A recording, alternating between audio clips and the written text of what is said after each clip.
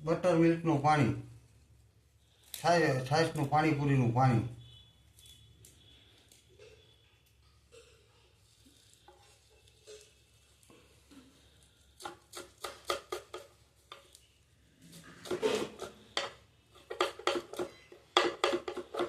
કોરું તૈયાર મળે લઈ લીધું છે. એમાં ફોદીનો બીટી કટિંગ કરી અને નાખી દો. ફોદીના પાંદડા તૈયાર ભરવું મળે એ લઈ લીધું છે દુકાને, ડેરીએ મળે ને એ.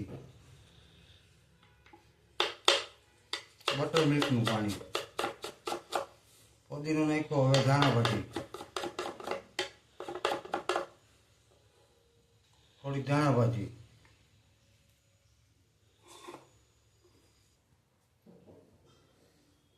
ધાણા જીરું, શેકેલ જીરું, નિમક, હંચર,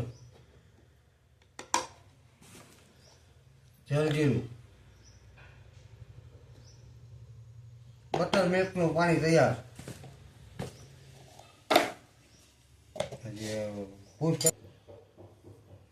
બટર મિલ્કનું પાણી, એમાં શેકેલ જીરું નાખ્યું, હંચર નાખ્યું, જલજીરું નાખ્યું, નિમક નાખ્યું અને ધાણા જીરું નાખ્યું અને છાશ અને કટિંગ કરેલા ધાણા ભાજી ને ફોદીને. આ બની ગયું બટર મિલ્ક પાણીપુરીનું બટર મિલ્કનું પાણી.